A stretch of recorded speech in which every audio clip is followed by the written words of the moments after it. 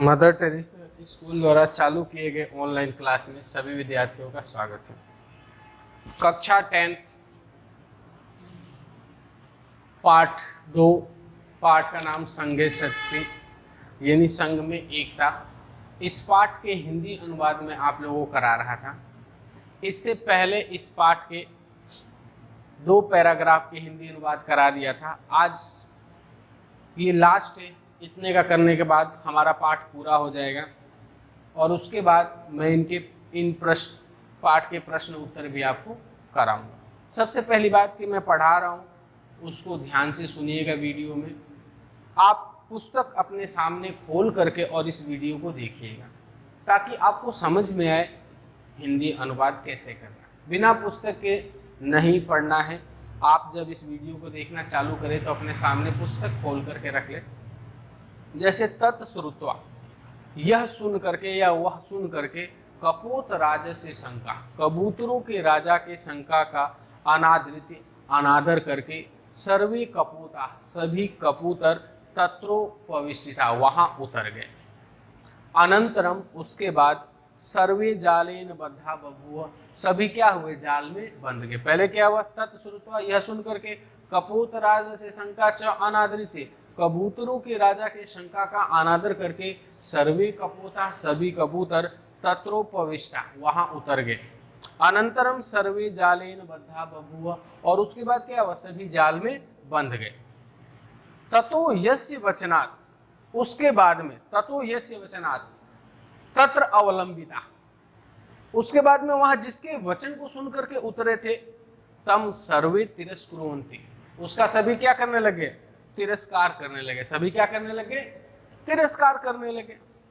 तस्य तिरस्कारम श्रुत्वा, उनके तिरस्कार को सुन करके, चित्रग्रीव उवाच, कबूतरों के राजा चित्रग्रीव बोला। चित्रग्रीव किसका नाम था, कबूतरों के राजा का नाम था चित्रग्रीव। ये ध्यान रख लेना, ये चित्रग्रीव किसका नाम था, प्रश्न पूछ ले।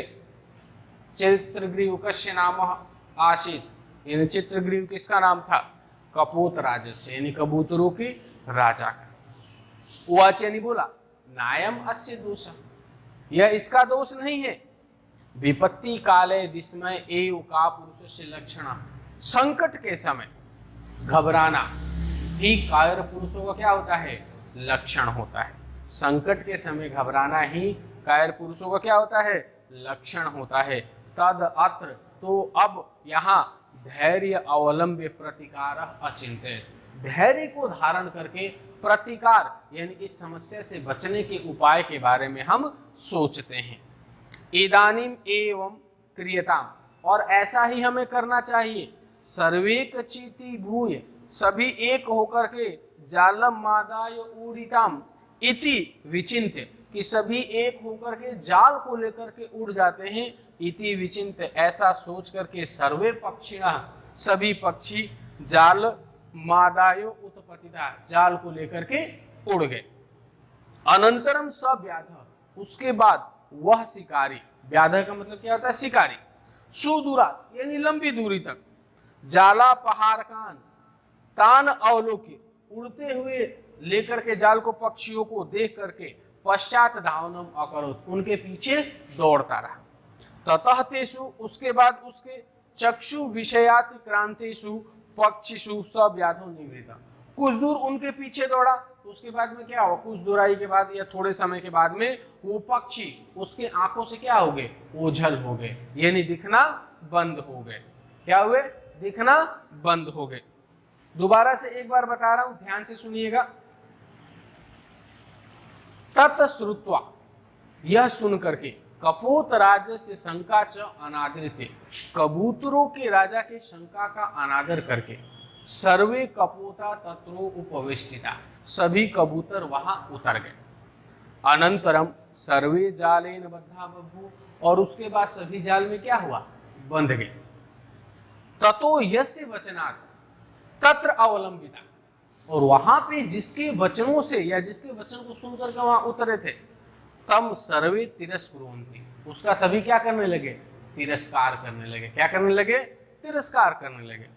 तस्य तिरस्कारम श्रुत्वा, उनके तिरस्कार को सुन करके, चित्रग्रीव उवाच, यानी कबूतरों के राजा चित्रग्रीव बोला, नायम अस्य दोषः, यह इसका दोष नहीं है, विपत्ति काले विस्मय एव, संकट के समय घबराना ही का पुरुषस्य लक्षणम, कायर पुरुषों का लक्षण है। तद अत्र धैर्य अवलंब्यताम, तो यहाँ पे धैर्य को धारण करके प्रतिकार अचिंतयाम, इस समस्या से निपटने के बारे में सोचते हैं। इदानीम अपि एवं क्रियताम, सभी ने बोला ऐसे ही करते हैं। और क्या सोचा, सर्वे कचिति भूय, सभी एक होकर के जाल मादाय उड़ियताम, जाल को लेकर के ही उड़ जाते हैं। इति विचिन्त्य, ऐसा सोच करके सर्वे पक्षिणः, सभी पक्षी जालम मादाय उत्पतिता, जाल को लेकर के उड़ गए। अनंतरम सव्याध, उसके बाद वह शिकारी सुदूरात, लंबी दूरी तक, जाल पहाड़ कान, उस जाल का पीछा करते हुए, तान अवलो के पश्चात धावनम अकरोत, जाल को देखते हुए उनका पीछा करने लग गया, उनके पीछे दौड़ने लगा। ततः तेषु चक्षु विषयातिक्रांतेषु पक्षिषु सव्याधो निवृत्ता, और कुछ समय के बाद में या कुछ दूरी और जाने के बाद में वो कबूतर उस शिकारी के नजरों से जाल को लेकर के क्या हो गए, ओझल हो गए या दिखना बंद हो गए। तो इस प्रकार से पहले तो आप ध्यान से सुने कि इसका हिंदी अनुवाद आपको ध्यान से सुनना है, एक एक शब्दों के अर्थ को समझने का प्रयास करना है। दूसरी बात ये भी ध्यान रखें कि आप हिंदी अनुवाद वाले वीडियो जब आप पढ़े देखें तो साथ में आप अपने पुस्तक भी रखें। एक एक लाइन का मैं एक एक शब्दों का हिंदी अर्थ बोलता जा रहा हूँ। उस किताब में उन शब्दों के हिंदी अर्थ आपको याद नहीं रह सकते तो उन शब्दों के ऊपर पेंसिल से लिख ले, उनको याद कर ले, उसके बाद हिंदी अर्थ तैयार करें। और उसके बाद में जब शब्दों के अर्थ याद हो जाए और इस वीडियो को एक बार नहीं, 2 बार, 3 बार, 4 बार एक एक लाइन किताब में देखते जाए और एक एक लाइन का अर्थ सुनते जाए, उसके बाद आप अपने आप लिखने का प्रयास करें और लिख कर के देखें कि आप इसका हिंदी अनुवाद कर सकते हैं या नहीं कर सकते।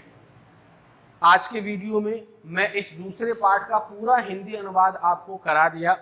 कल मैं इस पार्ट के पीछे पाठ्य पुस्तक के जितने भी प्रश्न उत्तर दिए हुए हैं उन प्रश्न उत्तरों को भी कराऊंगा। आज के लिए इतना ही, धन्यवाद।